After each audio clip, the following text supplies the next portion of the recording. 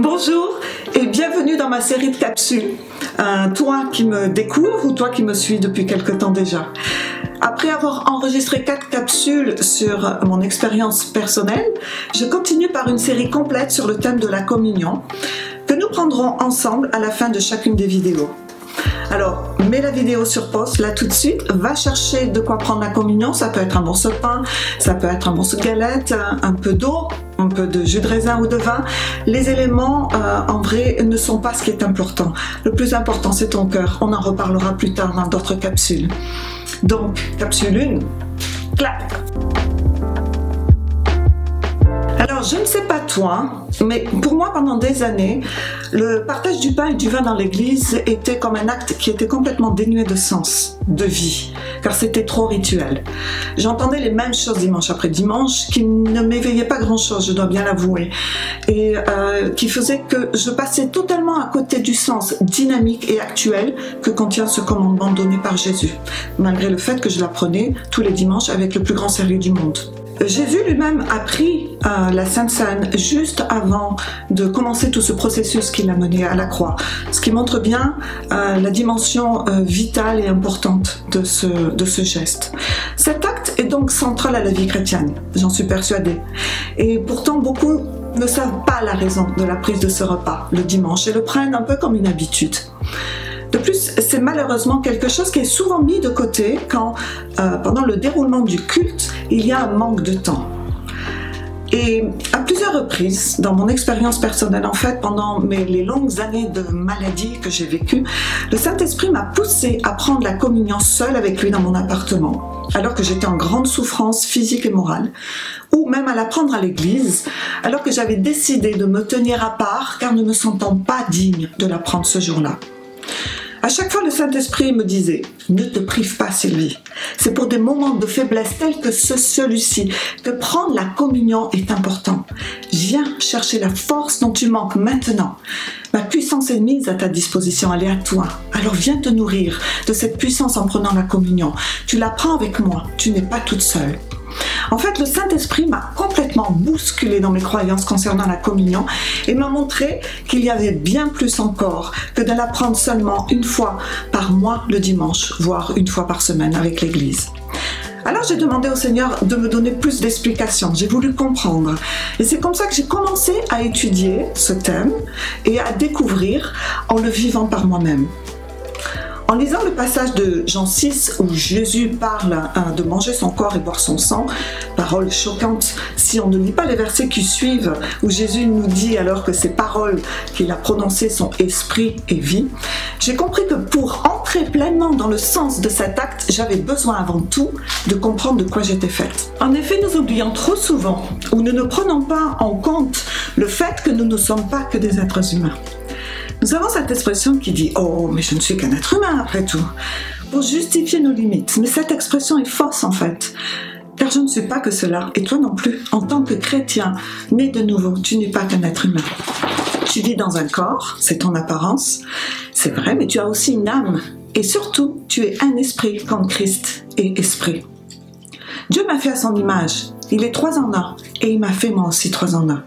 Donc, je suis et tu es un tiers esprit. La partie la plus importante de qui je suis est mon esprit. Pourtant, on l'oublie souvent. Et on ne sait pas quoi en faire, en fait. On ne l'utilise pas.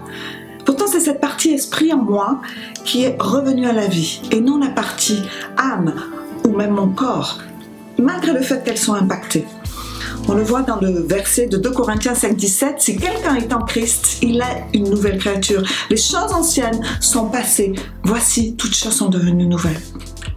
En tant que chrétien, personne ayant donné sa vie à Jésus, je ne suis donc pas la plus pauvre des plus pauvres, le misérable, le plus misérable des misérables, comme certains vieux chants le disaient.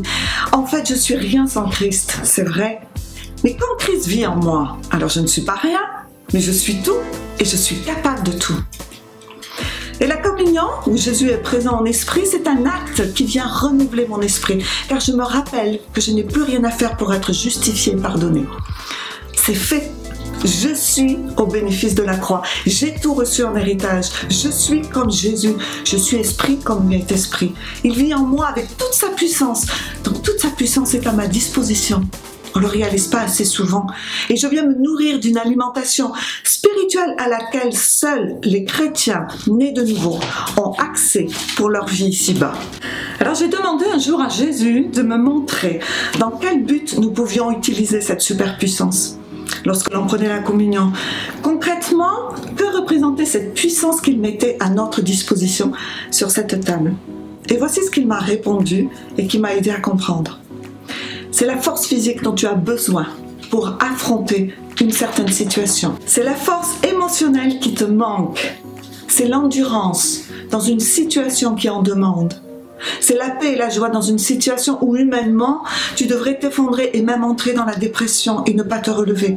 C'est l'amour que humainement, il t'est impossible de ressentir pour telle et telle personne. C'est la guérison alors que le docteur t'a assuré qu'on ne pouvait rien faire. C'est le soin pour cette blessure intérieure qui fait tellement mal. C'est la santé pour ton âme blessée, parfois par des incompréhensions, des frustrations même spirituelles. Et ce sentiment d'injustice que tu vis et qui te dévore de l'intérieur, c'est la vie, là où la mort a pris place. Waouh! Alors, prendre la communion, en fait, c'est revenir à la base du christianisme, qui est la croix. C'est la base de ma foi, qui repose sur ce qui s'est passé à la croix, au travers du sacrifice, la mort de Jésus, mais aussi de sa résurrection 3 jours après. Et là, je peux que me réjouir. Si on réalise ça autour de la communion, on ne peut que crier de joie. Dieu a envoyé son Fils Jésus qui est ressuscité au bout de 3 jours, il est vivant. Alors je suis au bénéfice de cette puissance de résurrection. Il n'y a pas une situation qui n'est donc trouvée de solution, car la solution, c'est Jésus. Je me rappelle donc que tout comme Jésus est esprit, je le suis aussi. Je ne suis pas qu'un humain, je peux accomplir donc tout ce qu'il me demande. Mon esprit est revenu à la vie, à la nouvelle naissance, et c'est tout ce qui compte pour Dieu, car il me regarde maintenant au travers du sang de son Fils Jésus, qui m'a justifié. Je peux donc venir à la table de la communion tel que je suis.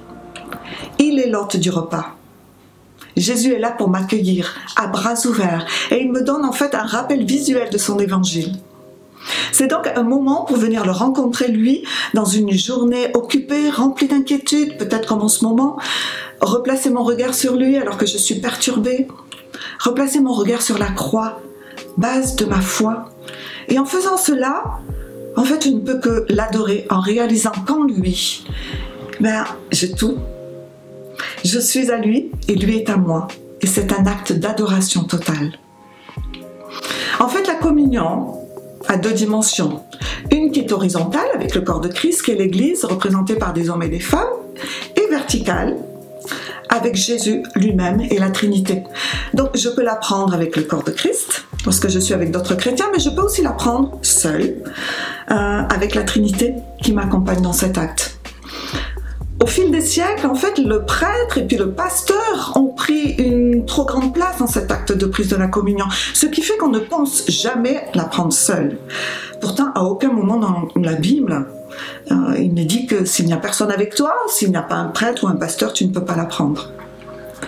Ce que j'ai appris, c'est que la communion peut avoir à chaque fois une direction nouvelle, chaque fois que je la prends, car le Saint-Esprit est là pour me guider. Alors je peux commencer par remercier le Seigneur pour ce qu'il a fait, en prenant le temps de penser chacun de mes mots et de laisser mon imagination aussi se rendre à la croix. Et puis, autre chose me vient, et autre chose encore. Et c'est comme à chaque fois une révélation un peu plus profonde d'une partie du sacrifice par laquelle Jésus est passé peut-être. Et puis en prenant le pain et le vin, je suis amenée à déclarer des versets, à déclarer des choses à venir pour une session particulière, etc. Et c'est ce qui m'entraîne peu à peu dans l'adoration totale en passant par la reconnaissance. Alors c'est pas un moment qui est redondant. C'est un moment qui est dynamique, c'est un partage et c'est un processus en même temps. Ce n'est ni un rituel qui est mort, ni un acte magique, ni un acte automatique. Mais c'est en marchant et en avançant dans mon quotidien, après avoir pris la communion, que je vais réaliser que les choses bougent dans ma vie en fait. Dans la journée, je peux penser à ce moment et à me réjouir de ce temps en remerciant le Seigneur. C'est dans la marche que je vois des choses arriver, car mes yeux ne sont plus fixés sur ce qui me préoccupe, mais sur Jésus, qui remplit alors mes pensées, mon cœur, mes émotions. Et en fait, on a un exemple comme ça dans la parole de Dieu particulièrement, c'est ce qui s'est passé pour le peuple d'Israël. Je crois que le peuple d'Israël, à sa sortie d'Égypte, ne savait absolument pas ce qui allait lui arriver. Ils sont partis par la foi, après avoir pris le repas de Pâques, donc la première communion, et après avoir vu le sang de l'agneau les protéger concrètement, vraiment. Et ils ont ensuite vécu de nouvelles expériences, après avoir vécu les 10 plaies. Ils ont vécu des moments forts en émotion, où ils ont vu la main de Dieu. Eux qui avaient peut-être oublié que Dieu pouvait agir. Ils étaient peut-être dans un état de résignation au moment de la sortie d'Égypte. Et les voilà, branque-ballants, à sortir d'Égypte dans un état qui n'était sûrement pas beau à voir. Ils étaient esclaves toute la journée, il ne faut pas l'oublier, à faire des travaux forcés, que ce soit dans les maisons pour les femmes ou sur les chantiers pour les hommes, ne mangeant peut-être pas forcément à leur faim tous les jours, sans soin. Ils ont dû sûrement avoir cette pensée qui leur a traversé la tête. Dans l'état où l'on est, jusqu'où va-t-on bien pouvoir aller? Et en fait, c'est en marchant, en avançant, qu'ils ont dû alors réaliser que la douleur à la jambe n'était plus là, que l'espoir revenait, que le dos se relevait, que grand-père allait mieux, et que la mauvaise toux s'arrêtait enfin. Le processus est plus important que le résultat en soi, car ce processus nous pousse vraiment dans les bras de Jésus, dans l'intimité avec lui, dans l'intimité de son cœur, et c'est là où on est transformé. Le processus nous pousse à regarder à lui et à lui seul, peu à peu. Notre être spirituel devient plus fort dans le sens où il prend plus de place dans nos vies. Alors, je deviens capable de dire à mes 5 sens, à mon corps et à mon âme, tais-toi maintenant, parce que c'est pas toi qui me guide, mais je suis guidée par les vérités spirituelles, même si les vérités spirituelles me disent le contraire de ce que je vis dans mon corps. Et c'est comme ça que j'avance alors peu à peu dans les bénédictions et dans la vie en abondance pour laquelle Jésus est mort. Je comprends plus de choses. Je nourris ma foi et une fondation se met vraiment en place dans ma vie. Alors, ce n'est pas dans les éléments eux-mêmes que se trouve la puissance. Je ne mange pas un bout de Jésus à chaque fois. Mais c'est cette rencontre entre mon esprit et celui du Seigneur au travers de cette attitude de cœur que j'ai en le faisant.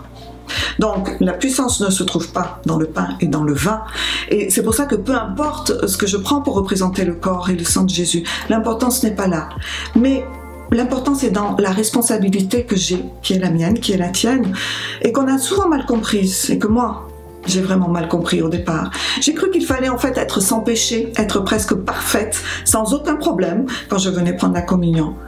Et pourtant, c'est pas là que ça se place. C'est dans l'état de mon cœur face à ce sacrifice. Je n'ai pas besoin d'être parfaite pour venir prendre la communion, non. Pourtant, je suis parfaite en esprit.